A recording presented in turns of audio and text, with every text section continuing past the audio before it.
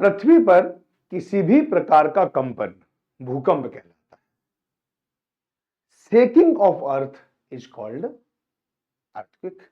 यानी पृथ्वी अगर किसी भी कारण से हिलती है, किसी भी कारण, उसके पीछे क्या कारण है उसके बारे में आगे चर्चा करेंगे, लेकिन आपको पता होना चाहिए पृथ्वी पर किसी भी प्रकार का कंपन जो होता है वो संभवतः भूकंप कहलाता है। और आप में से मोस्टली ऐसे छात्र होंगे जिन्होंने भूकंप या तो सुना होगा और मोस्टली ऐसे हैं जिन्होंने भूकंप को फील भी किया है। तो आज हम जानने वाले हैं कि अर्थक्वेक क्यों आता है, उसके पीछे रीजन क्या है, ये बहुत सारी बातें आज हम समझेंगे और आज हम जानने वाले हैं। तो चलिए प्रारंभ करते हैं। अगर आपको अर्थ को हिलते हुए देखना है तो आप यहाँ पे देख सकते हैं कि अर्थ हिल रही है, ये भूकंप है। और भूकंप का वॉल्केनो से रिलेशन है, संबंध है, ये जुड़वा बहने समझ लो। जहां पर ज्वालामुखी होगा वहां पर भूकंप आएगा ही आएगा, है ना। जहां पर आएगा ही आएगा, जहां ज्वालामुखी है वहां पर भूकंप आएगा, लेकिन जहां पर भूकंप है वहां पर ज्वालामुखी आए ऐसा जरूरी नहीं है। लेकिन हाँ, जहां ज्वालामुखी है वहां तो भूकंप आएगा ही आएगा, ये श्योर है। ये बात आप लोगों को ध्यान रखनी चाहिए। ओके, चलिए आप जब इस चैप्टर को पढ़ें तो उससे पहले एक बात जरूर याद रखें, ठीक है, क्योंकि आप लोगों को हमेशा ये बात खटकती रहती है कि सर इसके लिए हम क्या पढ़ें, कौन सा चैप्टर पढ़ें। तो इस चैप्टर को आप जरूर पढ़ लें। ये चैप्टर क्लास 11th का है, बहुत ही ज्यादा महत्वपूर्ण है ना। इसको आप अच्छे से पढ़ सकते हैं। और ये जो चैप्टर है वो कौन सा है, ठीक है, ये है इंटीरियर ऑफ अर्थ। इस चैप्टर को जरूर पढ़ें। क्लास 11th का चैप्टर नंबर 3 है और जहां पर आपको अर्थक्वेक के बारे में बहुत ही बेहतरीन जानकारी दे रखी है। तो आप पहले चैप्टर को पढ़ें, फिर मेरी क्लास लें। क्लास लेने के बाद और इस चैप्टर को पढ़ने के बाद अर्थक्वेक से रिलेटेड जो भी प्रश्न होंगे आप 100% कर लेंगे, गारंटी के साथ में लिख के दे सकता हूं। यहां से हम जान लेंगे कि अर्थक्वेक क्या होता है।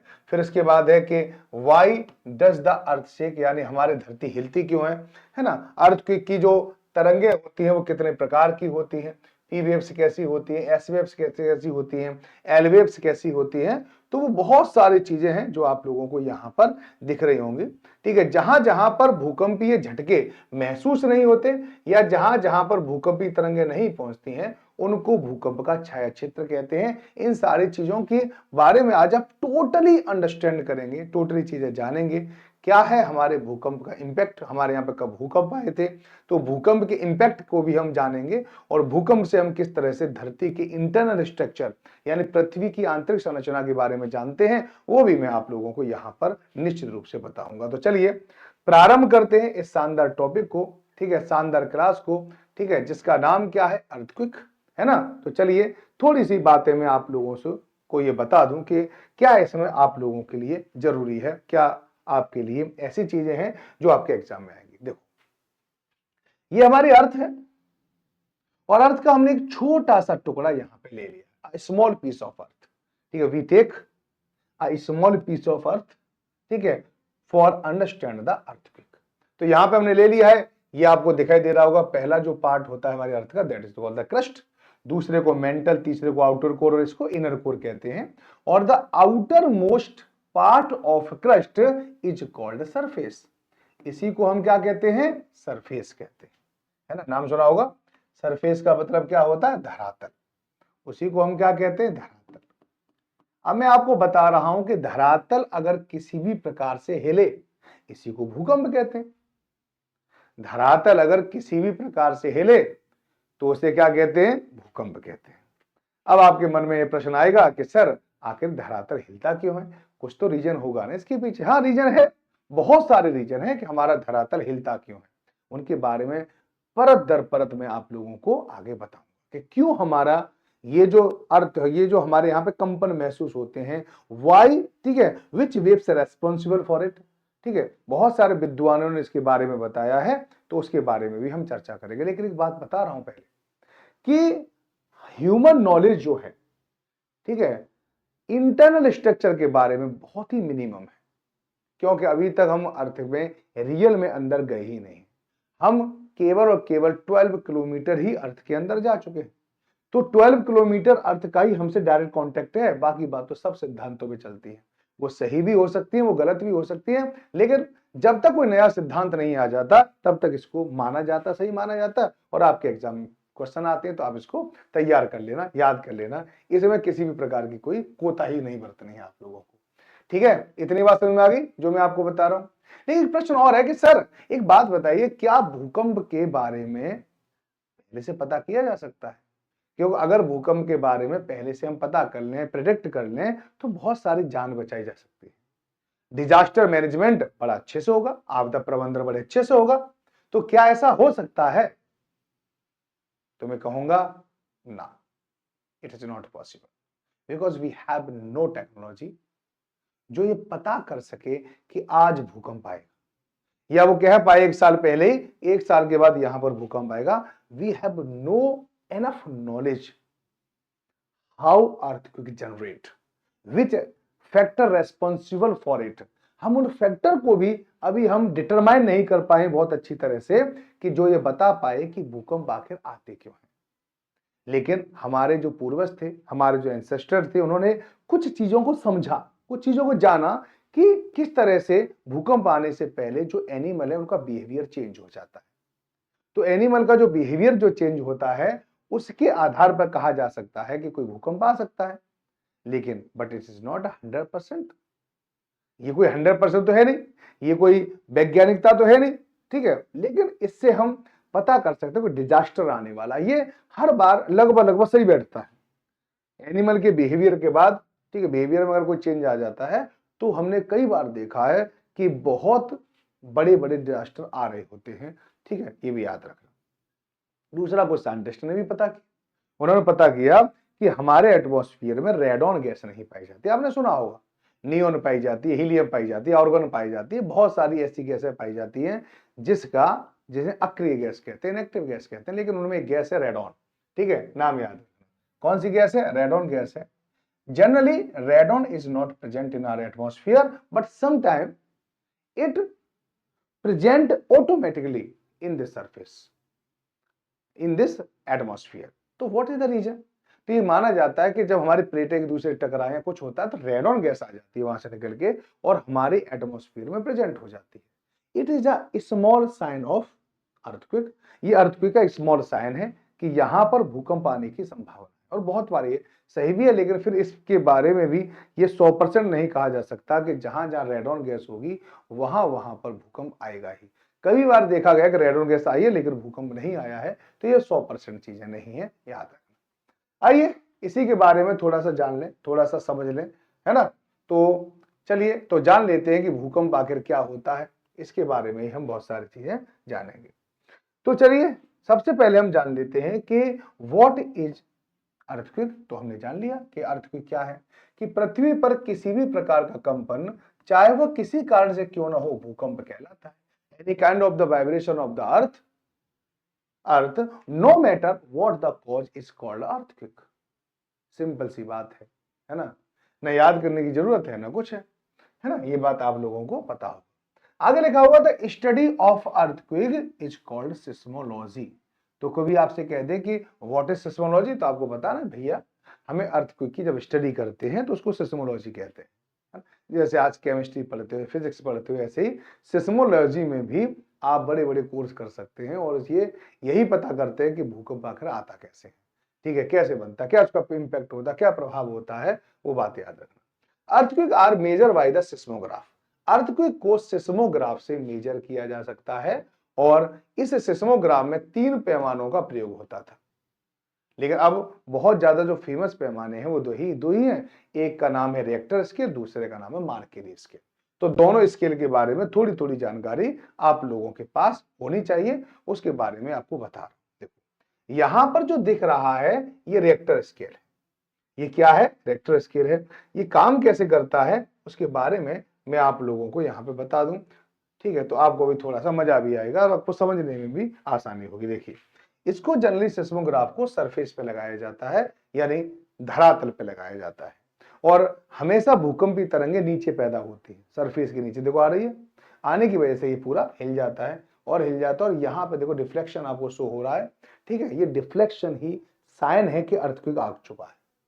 अब देखिए ये जो सिस्मोग्राफ, जैसे सिस्मोग्राफ हर जगह लगे हुए, हर शहर में सिस्मोग्राफ लगे हुए, तो ये जो सिस्मोग्राफ सबसे पहले सूचना देता है भूकंप की। इसका मतलब वहां पर भूकंप सबसे पहले आया होगा। तो जो सिस्मोग्राफ भूकंप की सूचना सबसे पहले देता है उसी को कहते हैं एपी सेंटर। क्या कहते हैं उसे? AP centre. जैसा कि मैं आप लोगों को यहां पे लिख दूं, ठीक है, आपको बुरा ना लगे तो मैं आप लोगों के लिए लिख दूं, है ना? आप कहोगे सर हाँ बात तो सर सही कह रहे हो, तो बस लिख दो, लो, ठीक है। यहां पर ही क्या है, इसी को कहते हैं एपी सेंटर, भूकंप केंद्र। इसको क्या कहते हैं? भूकंप केंद्र। तो ये बात आप लोगों को पता होनी चाहिए। एपी सेंटर कहते हैं, भूकंप केंद्र कहते हैं, ठीक है। या इसको ऊपरी केंद्र भी बोलते हैं। इसको हम क्या कहते हैं? ऊपरी केंद्र। इसको क्या बोलेंगे? ऊपरी केंद्र कहते हैं। यानी जहां का सिस्मोग्राफ सबसे पहले ये बता दे कि देखो मैंने सबसे पहले भूकंप को रिकॉर्ड किया है, ठीक है, ठीक है, it is me, I record firstly earthquake deflection. तो उसी को हम क्या बोल देंगे? ये कहेंगे ये भैया क्या है? भूकंप केंद्र है। इसलिए आपने सुना होगा कि नेपाल भूकंप केंद्र था, दिल्ली भूकंप केंद्र था, ऐसे बताते। इसका मतलब है कि वहां के सिस्मोग्राफ ने सबसे पहले बताया कि भूकंप को महसूस किया, ठीक है। दिस प्लेस उसको क्या कहते हैं कि सबसे पहले क्या करते हैं? फील करते हैं। दिस प्लेस फील्स, यानी इसको क्या कहते हैं कि यानी जितनी जो प्लेस है वो सबसे पहले क्या करते हैं? फील करते हैं इस अर्थक्वेक को, ठीक है। This place feel firstly firstly earthquake, है ना। तो अर्थक्वेक को सबसे पहले जो फील किया जाता है वो इन्हीं के द्वारा किया जाता है, याद रखना। ओके, चलिए। There are two type of scale, the first is Richter scale, the second is the Mercalli scale, the third is Rossi scale, ठीक है। लेकिन इस समय पर हम उसको यूज नहीं करते, ठीक है, वी डोंट यूज। अब इसके कोई पर्पज रहे होंगे, लेकिन ध्यान रखना कि अब इसका हम यूज नहीं करते। दो जो स्केल हैं मोस्ट इंपोर्टेंट है, that is the Richter scale, that is the Mercalli scale. सबसे पहला जो इन दोनों में डिफरेंस है, वो डिफरेंस क्या है ये मैं आप लोगों को बता दूं कि अगर हम देखें तो ये इंटेंसिटी पर ज्यादा ध्यान देता है। इंटेंसिटी यानी इसको कहते हैं तीव्रता।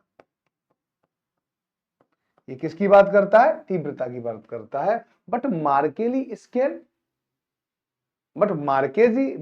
स्केल का संबंध किससे है? It is related to the magnitude, यानी परिमाण से संबंध रखता है, ठीक है नहीं? किससे? परिमाण से। ये बताता है कि कितना नुकसान होगा, इस भूकंप से कितना नुकसान होगा, ये कौन बताएगा? मार्केली बताएगा। थोड़े से और भी है, ये जो है इस पर 0 से 9 डिजिट होती हैं, वहीं पर मार्केली पर 0 से लेकर 12 डिजिट होती है। That is the second most important difference. तीसरा क्या है? This is the open scale, ये खुला पैमाना है। 9 से आगे 10 भी बढ़ाया जा सकता है, 11 12 भी बढ़ाया जा सकता है, but it is the closed circle, closed scale, यानी क्या है? बंद पैमाना है, और इस पर 12 से आगे बढ़ाया नहीं जा सकता। ये बात आप लोगों को याद रखनी चाहिए। ये मेन डिफरेंस है, और उसमें कोई ज्यादा याद रखने की और बहुत ज्यादा समझने की आप लोगों को जरूरत नहीं है ना। चलिए आइए अब शुरुआत कर देते हैं, थोड़ा सा और समझ लेते हैं हम यहां पर, ठीक है। चलो आगे चलते हैं। अब यहां पे थोड़ी सी बातें और समझते हैं। ये कह रहा है कि the place from where the earthquake occur is called the earthquake origin, यानी जहां पर अर्थक्वेक सबसे पहले आता है उसी को हम क्या कहते हैं? फोकस कहते हैं। उसी को हम क्या कहते हैं? फोकस। या हम इसको एक और शब्द से जान सकते हैं, हाइपोसेंटर। तो कभी आपसे पूछ ले व्हाट इज हाइपोसेंटर, तो the place from where the earthquakes occur, that's called the hypocentre. Hypocentre को ही अर्थक्वेक ओरिजिन कहते हैं, क्योंकि अर्थक्वेक यहीं से पैदा होता है। अब आप कहोगे सर अर्थक्वेक है क्या? ये अर्थक्वेक क्या है? देखो, किसी भी हमारा अगर सरफेस हिलेगा तो उस पर एक फोर्स लगेगा, ये तो पक्का है। फोर्स यानी बिना बल के क्या आपको लगता है कि सरफेस हिलेगा? नहीं। एक इमेज हिलती है? नहीं हिलती। ठीक है, आपका सिलेक्शन भी नहीं होता जब तक फोर्स ना हो आपके अंदर। तो फोर्स होना बहुत जरूरी। तो हमारी अर्थ हिल रही है तो any kind of force, any kind of जो फोर्स है वो हमारे यहाँ पे क्या होगा, इम्प्लाइड हो रहा होगा। उसकी वजह से हमारे यहाँ पे क्या हो रहा है, हमारी जो सरफेस है वो लगातार हिल रही है। तो रीजन क्या है ना, कि वो फोर्स जनरेट कहां से हो रहा है, तो फोर्स जनरेट हो रहा है हमारे यहाँ पे एनर्जी से। ठीक है, तो अर्थक्वेक रियल में एनर्जी है ना, और एनर्जी फोर्स क्रिएट करती है, और एनर्जी हर दिशा में चलती है, ये बात आपको पता है। जैसे मेरे मुंह से जो वर्ड निकल रहे हैं, ठीक है, ये भी ए टाइप ऑफ एनर्जी, ये भी एक एनर्जी का टाइप है। लेकिन मैं जब ऐसे करके बोल रहा हूं तो मेरे पीछे वाले भी सुन रहे हैं, इधर वाले भी सुन रहे हैं, इधर वाले भी सुन रहे हैं, क्योंकि जब भी एनर्जी, ठीक है, जब ट्रेवल करती है, जब एनर्जी ट्रेवल करती है, या जो ऊर्जा जो है, ठीक है, ये जो एनर्जी है, ये एनर्जी जो ट्रेवल करती है ना, वो किस में करती है, वेव्स में करती है, तरंगों में करती है। एनर्जी ट्रेवल है ना वेव्स, ये बात आप लोगों को पता होना चाहिए। एनर्जी जो ट्रेवल करती है वो वेव्स में करती है, तरंगों में करती है। या ध्यान रख लो, दिमाग में बिठा लो, है ना, समझ में आएगा नहीं। तो ये जो वेव्स होती है, तरंगे होती है, वो क्या कर रही है, एनर्जी को मूवमेंट में ले जाती है, यानी एनर्जी को एक जगह से दूसरी जगह लेके जाती है ना। जैसे आप मार्केट से चावल खरीदने गए, चावल लेके आए और यहां ले आए, ठीक है, तो आप माध्यम है, यहां पर भी क्या है, इट इज द मीडियम। ये वेव्स क्या है, मीडियम है, जो एनर्जी को एक जगह से दूसरी जगह ले जाने का काम करते हैं। ओके, तो यहां पे एनर्जी पैदा होती है, ठीक है, ये एनर्जी। अब एनर्जी कैसे ट्रेवल करती है, वेव्स में। यहां भूकंप पैदा हो रहा है तो हम इसको क्या कह देते हैं, सिस्मिक वेव्स, यानी ऐसी तरंगे, ठीक है, जो भूकंपीय ऊर्जा को एक जगह से दूसरी जगह ले जाने में काम आती हैं, उन्हीं को कहते हैं सिस्मिक वेव्स, इन्हीं को कहते हैं अर्थक्वेक वेव्स, इन्हीं को कहते हैं भूकंपीय तरंगें। याद रखें। तो जब भी भूकंप आता है तो आप ये मत सोचो भूकंप हमारी अर्थ के अंदर आएगा, मान लो यहां पे अर्थ आ गया, तो ये सब दिशाओं में चलता है, यहां पे भी चलेगा, यहां पर भी चलेगा, यहां पर भी चलेगा, यहां पर भी चलेगा, यहां पर भी, यहां पर भी, यहां पर भी। तो भूकंप कहीं भी उत्पन्न होगा, सभी दिशाओं में चलता है, ध्यान रखना। लेकिन आपको सबसे बड़ी बात क्या है, कि एक तो सबसे पहले जो भूकंप पैदा होगा, भूकंप का जहां जन्म होगा, वो हमेशा हमारे सरफेस के अंडर होगा, नीचे होगा। हमेशा कहां पर होगा, क्रस्ट में होगा, ठीक है, और हमारे सरफेस के नीचे होगा, ये बात हमेशा ध्यान रखना, ठीक है। ये जो जहां भूकंप उत्पन्न हो रहा है, वो जितना ऊपर होगा उतना ही ज्यादा भयंकर भूकंप आएगा, सीधी बात है। क्योंकि जब एनर्जी ट्रेवल करती है तो कुछ एनर्जी का नाश होता है, लगातार एनर्जी खत्म होती है। जैसे मैं बोल रहा हूं, तो क्या जो बच्चा बहुत दूर बैठा हुआ, क्या मेरी आवाज वहां तक पहुंच पाती है, आपको सर नहीं, कम पहुंच पाती है। ऐसे ही है, यहां से एनर्जी पैदा हुई, लेकिन जो चीज जितनी दूर होगी वहां पर उसकी इंटेंसिटी उतनी ही कम हो जाएगी। तो ये जो एपी फोकस, जिसे हम फोकस कहते हैं, जिसे हम हाइपोसेंटर कहते हैं, ये जितना ज्यादा नीचे होगा उसका इंपैक्ट उतना ही कम होगा, जितना ऊपर होगा उसका इंपैक्ट उतना ही क्या होगा, ज्यादा होगा। ये बात आप लोगों को याद रखनी चाहिए, है ना। क्लियर, क्लियर और नॉट, ये बताओ। अब चलिए, अब आपने एपी फोकस जान लिया, क्या होता है कि जहां से भूकंप उत्पन्न होता है उस स्थान को भूकंप मूल कहते हैं, यानी फोकस कहते हैं। ओके, और यहीं से सिस्मिक वेव्स उत्पन्न होती है ना, भूकंपी तरंगे उत्पन्न होती हैं। ओके, यहां तक क्लियर है, आगे चलते हैं। अब क्या है, अब हमारी पूरी अर्थ है, अब अर्थ को देखिए, अर्थ देखोगे तो मानो पूरी अर्थ है हमारी। अब अर्थ हमारी ऐसी थोड़ी होती है, कहीं से ऊंची कहीं से नीची, ऐसे करके अर्थ होती है हमारी ऐसे, ठीक है। मान लो भूकंपी तरंगे कहाँ आई, यहाँ पे आई, यहां से भूकंपी तरंगे पैदा हुई, ये क्या है, फोकस है यहाँ पे। यहां से वो हर दिशा में चलेगी ना तरंग, देखो ऊपर भी जा रही है ऐसे करके, फिर वो यहां पर भी जाएंगी, यहां पर भी जाएंगी, यहां पर भी जाएंगी, ऐसा थोड़ी नहीं जाएंगी, हमारी अर्थ में सब जगह जाएंगी ना, यहां पर भी जाएंगी, पूरी अर्थ में घूम जाएंगी। लेकिन जहां पर ये जो वेव्स हैं सबसे पहले पहुंचेंगी, तो मुझे लगता है कि जहां पर सबसे कम दूरी होगी, जहां पर सबसे कम दूरी होगी वहीं पर पहुंचेगी। तो देखो इसके ठीक बिल्कुल, देखो अब यहां पर मान लो ये Fe फोकस है। अब फोकस में देखो मैं यहाँ पे सारी चीजें बना रहा हूँ, ये एक बना दिया, यहाँ बना दिया, यहाँ बना दिया, यहाँ बना दिया। तो सबसे छोटी दूरी कौन सी है, यही तो होगी, और ये ठीक उसके सिर के ऊपर होती है। तो यहाँ पर फोकस होगा तो इसके जस्ट ऊपर क्या होगा, एपी सेंटर होगा, यानी केंद्र होगा। ठीक है, तो ऐसा प्लेस जहां पर अर्थक्वेक की जो वेव्स हैं वो सबसे पहले पहुंचती हैं, उसी को हम क्या कहते हैं, एपिसेंटर कहते हैं। ये बात आप लोगों को याद रहना चाहिए। एपिसेंटर, ठीक है, और वहीं पर क्या लगा रहता है, सिस्मोग्राफ लगा रहता है। तो सिस्मोग्राफ हमेशा एपिसेंटर पर लगा रहता है। जनरली क्या होता है, फोकस के जस्ट ऊपर होता है। ये एपिसेंटर जस्ट कहां पर होगा, फोकस के जस्ट ऊपर होगा, क्योंकि वहां पर भूकंपी तरंगों को सबसे पहले महसूस किया जाता है, याद रखना। ओके, चलिए, मैंने आपको बताया कि सिस्मिक वेव्स जो पैदा होंगी वो क्या होंगी, कि वो कहां पर पैदा होती है, यहीं पर, और ये एनर्जी को लेके जा रही है एक जगह से दूसरी जगह। ओके, चलिए, तो यहां पर ये जो सिस्मिक वेव की बात कर रहे हैं, तो there are the 3 type of seismic waves. भूकंपी तरंगें 3 प्रकार की होती है ना। अगर हम इसके बारे में जाने तो ये है, ठीक है, एक तो तरंग होती है उसका नाम है प्राइमरी, दूसरे का नाम है सेकेंडरी, और तीसरे का नाम है लव वेव्स। ओके, तो there are the 3 type of seismic waves. The first is primary, secondary and the love waves. Okay, तो अगर हम अर्थक्वेक या सिस्मिक वेव्स की बात करें, सिस्मिक वेव्स, तो सिस्मिक वेव्स में हम 2 तरह की बात करेंगे, ठीक है, कि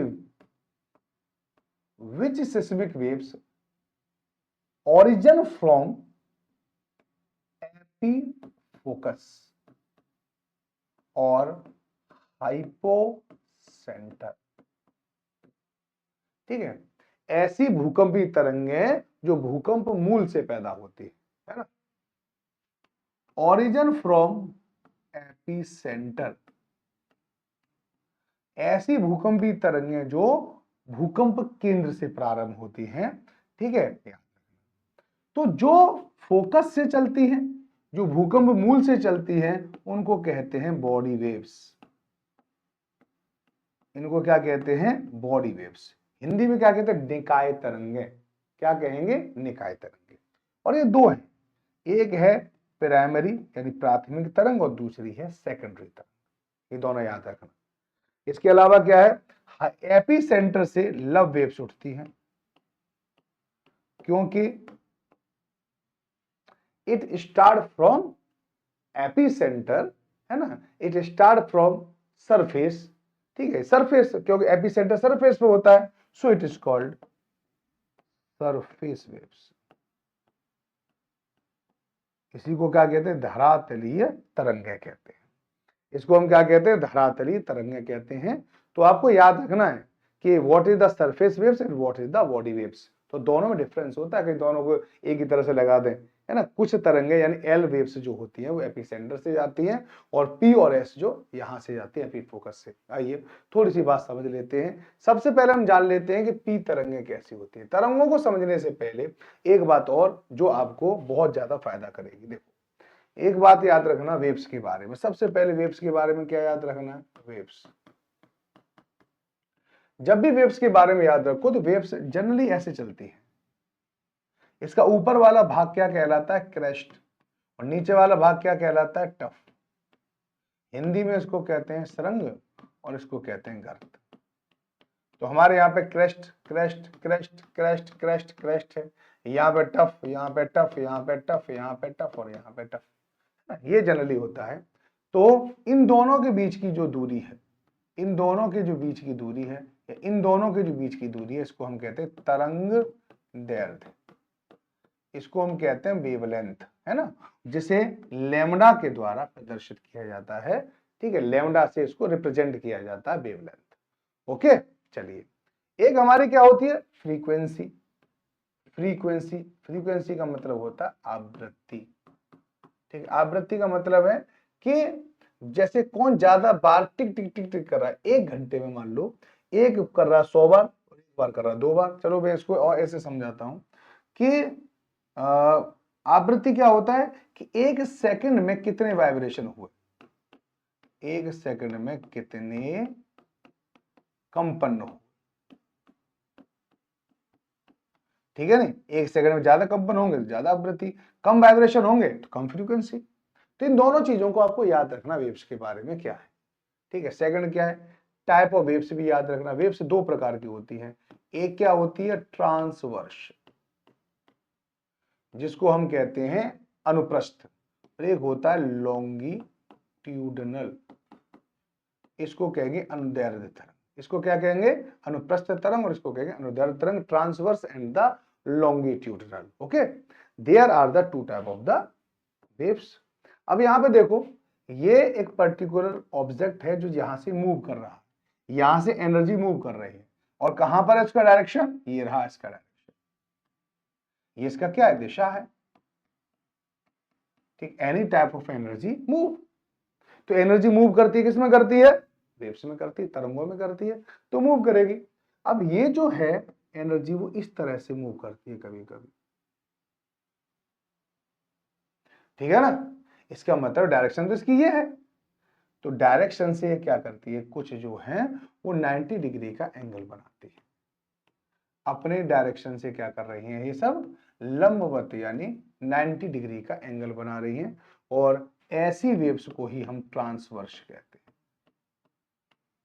ऐसी को ही हम क्या कहते हैं, ट्रांसवर्स कहते हैं, ऐसी को ही हम क्या कहते हैं, अनुप्रस्थ कहते हैं,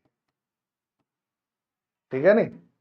लेकिन कुछ वेव्स ऐसी होती है ना, ऐसे चलना है, इनकी दिशा क्या है, यही, इनकी दिशा सीधे सीधे सीधे ही जाना है इनको, इधर है, तो ये सीधे सीधे ही चलते हैं, ये ज्यादा उल्टे सीधे नहीं चलते। यहां पर इनकी डायरेक्शन होती है, ऐसे ही चलेंगे बिल्कुल सीधे सीधे।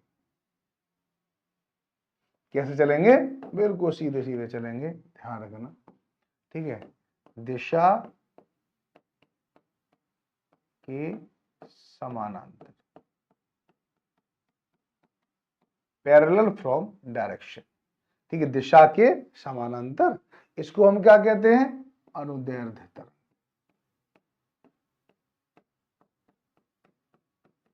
इसको क्या कहते हैं हम, अनुदैर्ध्य तरंग, ठीक है नहीं। एक और बात, हमें वेव्स के बारे में थोड़ी सी जानकारी चाहिए ना, क्योंकि हम अर्थ के बारे में तभी जान पाएंगे अच्छी तरह से, है ना, समझ आएगा नहीं। तो ये बात आपको ध्यान है। दूसरा क्या है कि अगर मीडियम मीडियम सेम होता है, जैसे मैं अगर आपको यहां पे कहूं कि यहां पर मेरे पास क्या ठोस है, और इसी से चिपका हुआ क्या है, द्रव है, उसी से चिपका हुआ क्या है, गैस है, और कोई तरंग यहां से उठ रही है, ये तरंग उठ रही है, तो ये सीधी नहीं चलेगी कभी भी, ठीक है। अगर मीडियम बदल जाता है, ये सॉलिड, ये लिक्विड और गैस है, मीडियम चेंज हो रहा है, यहाँ पे लगातार मीडियम चेंज हो रहा है, तो जहां जहां मीडियम चेंज होता है वहां पर ऐसे नहीं चलती, है ना, वहां पर हमेशा कर्व लेते हुए चलती है। क्या कैसे लेगी, कर्व में चलेगी। कैसे चलेगी ये वक्राकार, ये कैसी चलेगी, वक्राकार चलेगी, ये कैसे चलेगी, कर्व्ड। इसका मतलब यह है कि अगर कोई हमारी अर्थ के अंदर कोई वेव से जा रही है, अगर वो सीधे चले, इसका मतलब है कि हमारी अर्थ का जो इंटीरियर है वो सेम मीडियम है, यानी एक जैसी डेंसिटी की, वहां पर सभी चट्टान है। अगर थोड़ी तिरछी चल रही है, इसका मतलब है डेंसिटी अलग अलग है। ओके, एक और बात याद रखना कि जहां पर डेंसिटी ज्यादा होती है, ज्यादा डेंसिटी होती है, वहां पर इसकी वेलोसिटी भी बढ़ जाती है, यानी इसका वेग भी बढ़ जाता है। और द्रव में अगर कहीं द्रव है तो वहां पर वेलोसिटी अपने आप ही कम हो जाती है, वेग कम हो जाता है। ये बात भी आप लोगों को ध्यान रखना।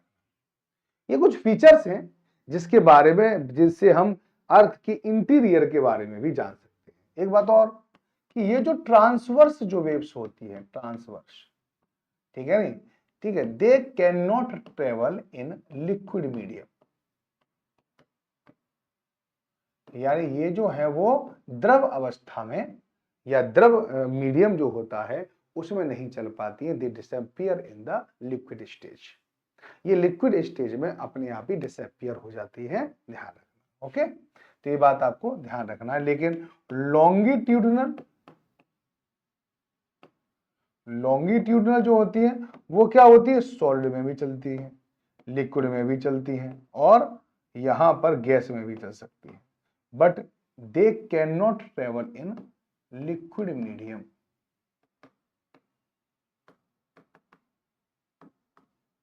They do not travel in liquid medium. They do not travel in the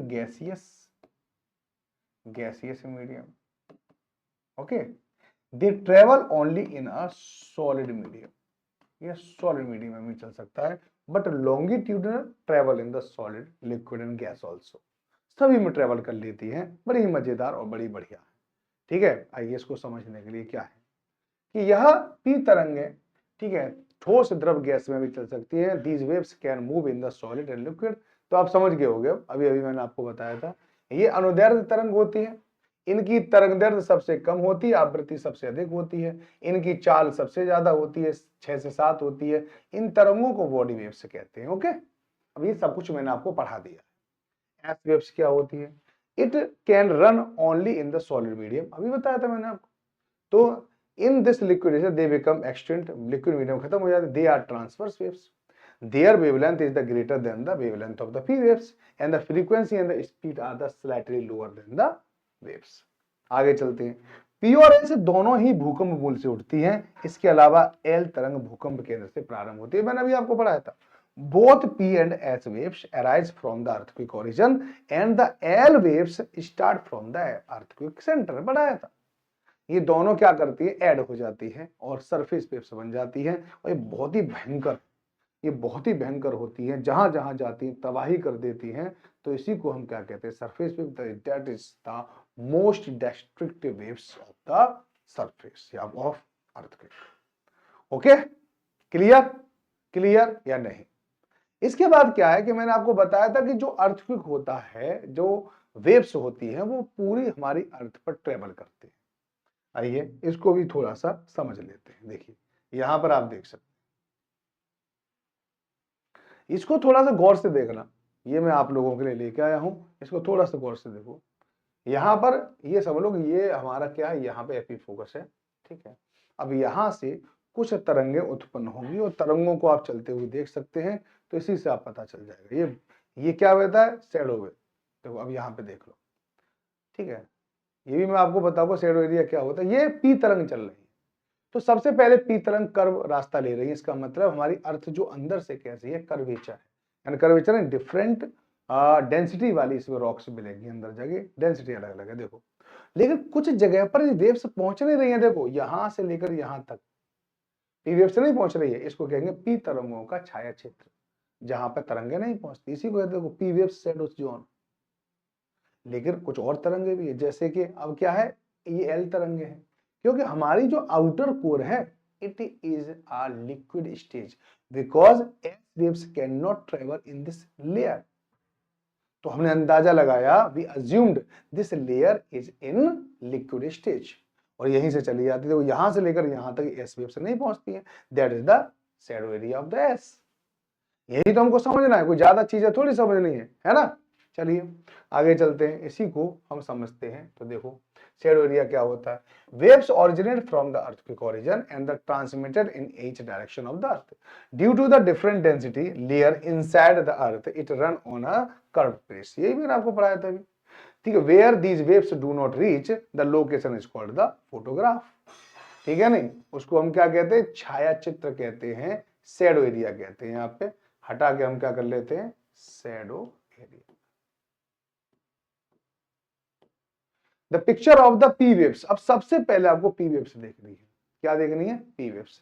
तो देखो यहां पर पी वेव्स उत्पन्न होती हैं, लेकिन सब जगह चलती हैं, ये सब जगह चलती हैं, सब जगह चलती हैं, लेकिन यहां पे जो आपको दिखाई दे रहा है, ये वाला जो रीजन है, यहां से लेकर ये, यहां से लेकर ये, इस रीजन पर हमारी पी वेव्स नहीं पहुंचती, इसको पी तरंगों का छाया क्षेत्र कहते हैं। तो यहां से लेकर यहां से 180 होता है, 180, इधर से 180, इधर से 180, है ना।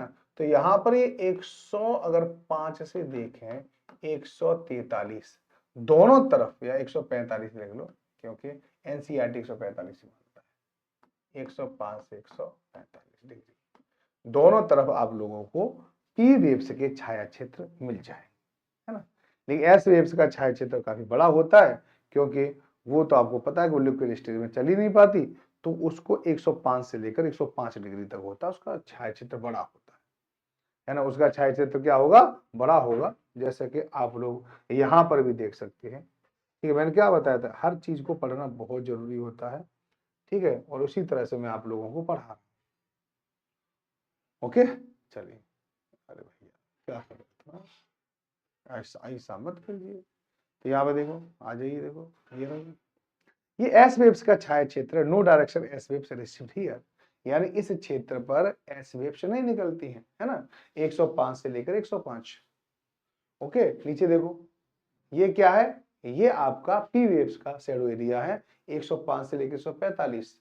तो 105 से लेकर 145 तक पी वेव्स नहीं पहुंचती है ना, और बाकी सब जगह पहुंचती है। और जो एस वेव्स जो होती है वो आपको 105 से लेकर 105 है। याद रखना, कभी गलती हो जाए तो गलती से भी आपको गलती यहाँ पे नहीं करनी है, क्योंकि ये बहुत ज्यादा महत्वपूर्ण चैप्टर भी है और इसकी जानकारी भी काफी ज्यादा महत्वपूर्ण है।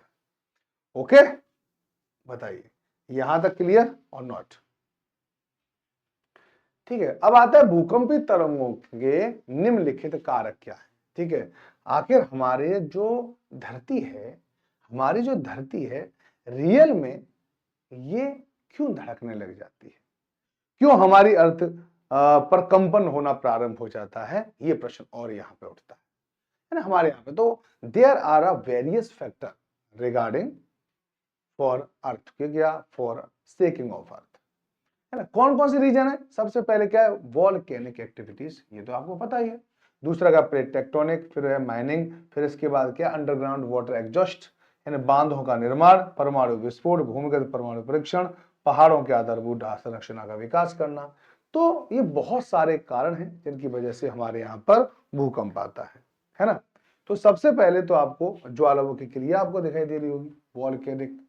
ठीक है, अब वॉल्केनिक से कैसे आएगा, क्योंकि वॉल्केनो जनरली है क्या, it is the went, went, ठीक है, वेंट है कहां पर, सरफेस पर, ऑन द सरफेस। ठीक है, ज्वालामुखी या volcano is a only went present different place of surface, surface पे देख सकते हैं। अब यहां पे बताओ, यहां से अगर लावा निकलेगा, इस वेंट में से लावा निकलेगा, तो आसपास की चीजें क्या होंगी, आसपास की थोड़े वाइब्रेशन होंगे। तो वॉल्केनिक इरेप्शन के टाइम पर यहां पर समझ लो इस एरिया में खूब सारा भूकंप आएगा, सिंपल सी बात है। इसमें क्या कहते हैं, टेक्टोनिक, जब प्लेटें एक दूसरे से टकराती है, हाँ, जब प्लेटें एक दूसरे से टकराए, प्लेट वाले चैप्टर को जरूर पढ़ लेना। ठीक है, when two plate struck each other, जब दो प्लेटें एक दूसरे से टकराती हैं तो क्या वो वाइब्रेशन होगा, सिंपल सी बात है। आपको भी पता है, आप किसी के थप्पड़ में मारते हो तो हाथ में झंझनाहट होने लग जाती है, सिंपल सी बात है। खनन क्रिया, क्या खनन क्रिया से भूकंप आ सकता है, हाँ। नीचे आपने क्या किया, कोयले की खदान बनाई, कोयला निकाल लिया और ऊपर ऐसे छोड़ दिया, अब अचानक वो नीचे गिर सकता है ना, तो भूकंप आ गया, क्योंकि उसमें भी अर्थ मूवमेंट हुई है, ये भी है। भूमिगत जल का निकास, अगर आप अपने अंडरग्राउंड वाटर को पूरी तरह से निकाल लेंगे तो हमारी जो मिट्टी है या जो हमारी जो क्रस्ट है वो नीचे चली जाएगी, क्रस्ट न कहेंगे उसे, जमीन कहनी चाहिए, जमीन हमारी नीचे चली जाएगी। तो वो भी क्या है, शेकिंग ऑफ अर्थ है। परमाणु बांधों का निर्माण करना, बांध ज्यादा से ज्यादा बनने, जिससे हमारी पृथ्वी का संतुलन खराब हो गया है। और जब हमारी पृथ्वी का संतुलन खराब होता है तो हमारी पृथ्वी के अंदर, ठीक, उसकी भरपाई की जाती है ना, हमारी धरती के अंदर उसकी भरपाई की जाती है। आइसोस्टेसी वाले चैप्टर में आप इसको जरूर पढ़ो, है ना, कि जैसे ये जो हमारी अर्थ है ये अभी बिल्कुल बिल्कुल संतुलित अवस्था में है, और नीचे इसके क्या है, मैग्मा वगैरह भरा हुआ है।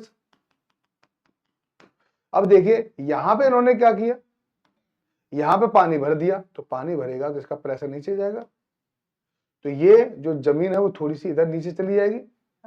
तो यहां पे ज्यादा वजन हो गया, यहां पर क्या हो गया, यहां पे तो इतना ही था, तो इसमें वजन में क्या हो गया, डिफरेंस हो गया, जो संतुलन था वो खराब हो गया। अरे तराजू ले लो, ऐसे हमारी इधर की जगह दोनों में संतुलन होता है, इधर हमने बांट रख दिए तो ये नीचे, ठीक उसी तरह से ये नीचे चला जाता है ना। तो अब यहां पे भारी जगह हो गई, ये क्या होगी, भारी जगह, ये कैसी होगी, हल्की जगह। अब क्या होगा, नीचे का जो एस्टेनोस्फियर है, जिसको हम क्या कहते हैं, जिसको हम क्या बोलेंगे, ये है मेंटल।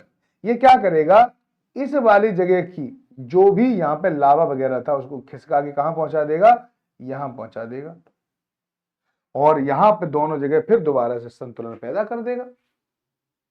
ठीक है, इधर के लावा को या मैग्मा को दूसरी जगह पहुंचा देता है, इधर जहां पर वजन कम हो गया तो दोनों को बराबर हो जाए, फिर यहां पे बराबर हो गए।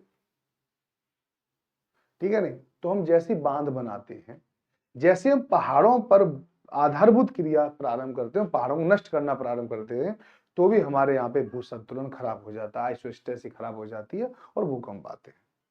ठीक है, इसके अलावा परमाणु विस्फोट में तो मुझे आपको बताना नहीं पड़ेगा कि परमाणु विस्फोट भूकंप यानी भूमिगत परमाणु विस्फोट भी होते हैं धरती के अंदर। धरती के अंदर भी आपको बहुत सारे ये आपको दिखाई दे जाएंगे, जो बात आप लोगों को ध्यान रखनी चाहिए। ठीक है ना। चलिए, अगर आप यहाँ पे देख सकते हैं कि पूरे अगर देखा जाए कि कहां कहां पर भूकंप सबसे ज्यादा आते हैं, तो आप यहाँ पे भी देख लो सबसे ज्यादा भूकंप कहां आते हैं। इसे मैं आप लोगों को पूरा के पूरा चैप्टर को पढ़ा चुका हूं, कहां पर, ज्वालामुखी में। इससे पहले की ज्वालामुखी की क्लासों को जरूर देखना है। ये मैंने आपको बताया सरकम पैसिफिक बेल्ट है, जिसको रिंग ऑफ फायर भी कहते हैं, तो ये मैंने आपको वहां पे पढ़ा दी है। इसके अलावा यहाँ पर है मिड अटलांटिक रिज यानी मिड अटलांटिक बेल्ट, और तीसरी यहाँ पे है अपलायन हिमालय बेल्ट, इसको कहते हैं मिड कॉन्टिनेंटल बेल्ट, है ना, मध्य महाद्वीपीय श्रृंखला और अन्य श्रृंखला यानी पेटी और अन्य पेटियां। इस प्रकार से ये तीन मुख्य पेटी हैं जहां पर अर्थक्वेक खूब आता है। यहाँ पे अर्थक्वेक आता है, यहाँ पे अर्थक्वेक आता है, और यहाँ पर भी खूब अर्थक्वेक आता है। ठीक है, लेकिन इसके बारे में मेंशन पहले से कर चुका हूं, तो मुझे ज्यादा बताने की जरूरत आप लोगों को नहीं है। क्या होता है सिस्मिक जोन, थोड़ा सा अगर आपको ये पता हो तो इसके बारे में ये भी पता होना चाहिए कि सिस्मिक वेव्स किसे कहते हैं, सिस्मिक जोन किसे कहते हैं। सिस्मिक जोन का मतलब होता है भूकंप क्षेत्र, यानी कुछ ऐसी जगह है जहां पर भूकंप बहुत कम आता है ना, बहुत कम आता है। उसे हम क्या लिख देते हैं कि जहां पर भूकंप आने की संभावना नहीं है, उसे भूकंप जोन 1 और जोन 2 दोनों में डाल देते हैं। सबसे कम इंटेंसिटी का यहाँ पर भूकंप आएगा, है ना। और एक होता है हमारा जोन 5, जहां पर सबसे ज्यादा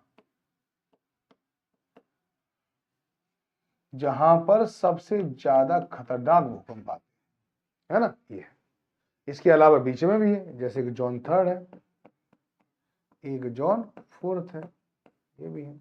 ये सभी के सभी अपने आप में क्या है, ये वो क्षेत्र हैं जहां पर भूकंप सामान्यतः कैसा आएगा। आप इस मैप पे देखिए गौर से, और रेड वाले क्षेत्रों को देखिए, जहां जहां रेड है, ये वाला रेड, ये वाला रेड, ये वाला रेड, ये वाला, ये वाला और ये वाला। इन रेड क्षेत्रों को देखकर आपको लगता होगा कि ये तो सर लाल क्यों बनाए, क्योंकि ये इस क्षेत्र में आता खतरा, सबसे ज्यादा यहीं पर खतरा है, क्योंकि यहां पर प्लेटें एक दूसरे से जुड़ी हुई हैं और प्लेटों के किनारे पर भयंकर भूकंप आते हैं, तो यही यहाँ पर हाल है। तो अगर आप देखेंगे तो यहाँ पर कश्मीर का कुछ हिस्सा, हिमाचल का कुछ हिस्सा, उत्तराखंड का कुछ हिस्सा, पूरा का पूरा नॉर्थ ईस्ट बिहार का कुछ हिस्सा, और यहाँ पे रण ऑफ कच्छ का कुछ हिस्सा, ये जोन 4-5 में आते हैं। क्या में आएंगे, जोन 5 में आएंगे। यहाँ पर भूकंप सामान्यतः काफी ज्यादा क्या होता है, बहुत ही ज्यादा, अगर देखा जाए तो भूकंप कैसा होगा, खतरनाक वाला भूकंप आता है। इससे कम खतरनाक वाला भूकंप आता है जोन 4 में। इसमें आएगा, जोन 4 में आएगा।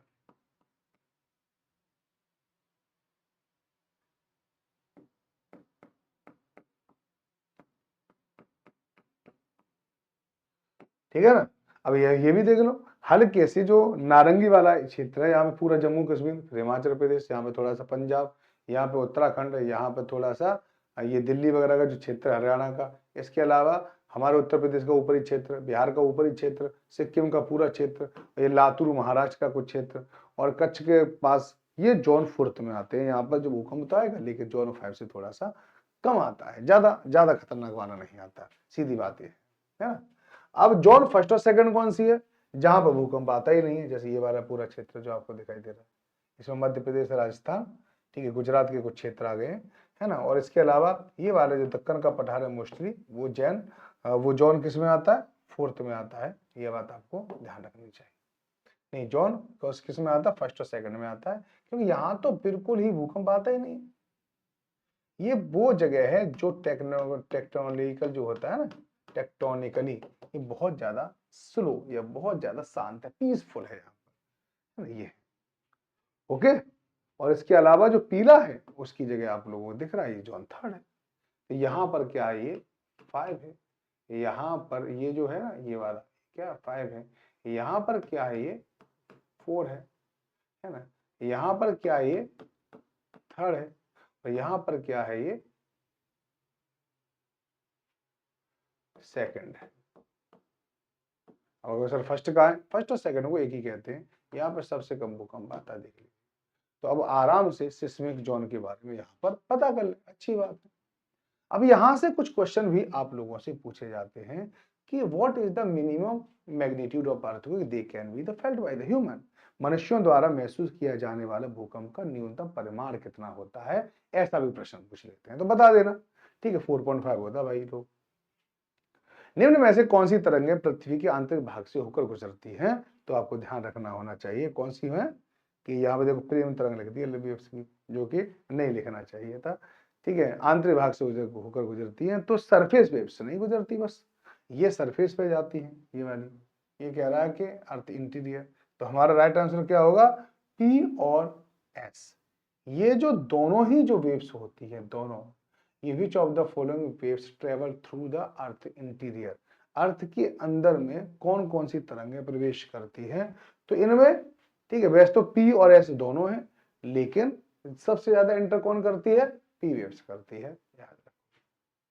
पृथ्वी के भीतर वह बिंदु जहां भूकंप उत्पन्न होता है उसे इस रूप में जाना जाता है, the point within the earthquake where an earthquake originate is known, इसको हम क्या कहेंगे, फोकस कहेंगे, एपीफोकस, ठीक है। Which of the following is the technique used to detect the measure of earthquake, तो इसको हम क्या कहेंगे, सिस्मोलॉजी कहते हैं, याद रखना, ठीक है नहीं। चलिए, ये वोल्केनो से कुछ सवाल है कि वोल्केनो क्या है, तो पृथ्वी की सतह पे एक उद्घाटन जिसके माध्यम से पिघली हुई चट्टानें बाहर निकलती हैं, सीधी बात, an opening in the earth surface through which molten rock and gas escape बाहर निकल जाती है। यूरोप में सबसे बड़ा ज्वालामुखी कौन सा है, तो माउंट इटना है ये, ठीक है, याद रखना, जो अपने अमेरिका इटली में है देखा जाए तो। पायरोक्लास्ट प्रवाह क्या होता है, जब पायरोक्लास्ट होती है, चट्टानें होती हैं वो जब फ्लो करती हैं, ठीक है, तो वो क्या होती है, गर्म गैस और ज्वालामुखी पदार्थ एक तेज गति से आगे बढ़ता है। इस तरह से ये पूरा की पूरा आपका अर्थक्वेक आज का कंप्लीट हो गया है ना। अर्थक्वेक से रिलेटेड मैंने जो आपको एक फैक्ट बताया था वो आपको याद रखना है कि आपको वो चैप्टर जरूर पढ़ना है। फिर भी कोई टॉपिक, अगर मान लो कोई टॉपिक आपको और पढ़ रहा है और जानना है तो आप मुझसे जुड़ सकते हैं। क्लास के बाद फीडबैक आएगा, उसे फीडबैक दे देना है ना, और वहां पे स्टार आते हैं वहां पे स्टार दे देना, ये काम आपका है और बाकी काम मेरा है। आप मुझसे सवाल कर सकते हैं, मैं सवालों के साथ आप लोगों के सामने आऊँ। तब तक बाय बाय, टेक केयर, सब लोग अपना ध्यान रखें, जय हिंद।